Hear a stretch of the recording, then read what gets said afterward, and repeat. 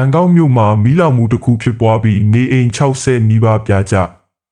ထိုင်းနိုင်ငံဘန်ကောက်မြို့လေကောင်မှာဒီနေ့ဇွန်လ10ရက်နေ့မှာမီးပြင်းအထန်လောင်လို့နေအိမ်60နီးပါးပြာကျပျက်စီးသွားပြီးလူအများပြားအိုးမဲ့အိမ်မဲ့ဖြစ်သွားရပါတယ်။မီးကပထုံဝမ်ခရိုင်တွေကနန်ဟုံတူးမြောင်းနီးမှာရှိတဲ့လူနေထူထပ်တဲ့ရက်ကွက်ထဲမှာစတင်လောင်ကျွမ်းခဲ့တာဖြစ်ပါတယ်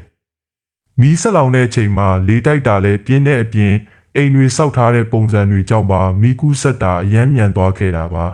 ။ရုတ်တရက်ထွက်ပေါ်လာတဲ့မီးကိုငြိမ်းသက်နိုင်မှုအတွက်မီးတပ်တပ်ဖွဲ့နဲ့ကယ်ဆယ်ရေးအဖွဲ့တွေတော်တော်လေးကြိုးစားခဲ့ကြရပါတယ်။အခင်းဖြစ်တဲ့နေရာမှာ3နာရီကျော်ကြာအောင်အပြင်းထန်ရုန်းကန်ငြိမ်းသက်ခဲ့ရပြီးမှပဲမီးညွန့်ကိုလုံးဝထိန်းချုပ်နိုင်ခဲ့တာဖြစ်ပါတယ်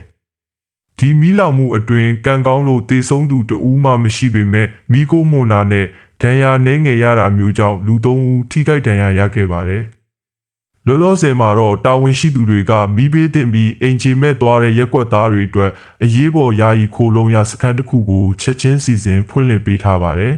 ။ဒါအပြင်အကူအညီတွေထောက်ပံ့ပေးနိုင်မှုစည်ရင်းကောက်ယူနေပြီးအခုဆိုရင်မီးဘေးဒုက္ခတဲ့အိမ်အောင်စု90ကျော်စည်ရင်းပေးသွင်းထားပြီးဖြစ်ပါတယ်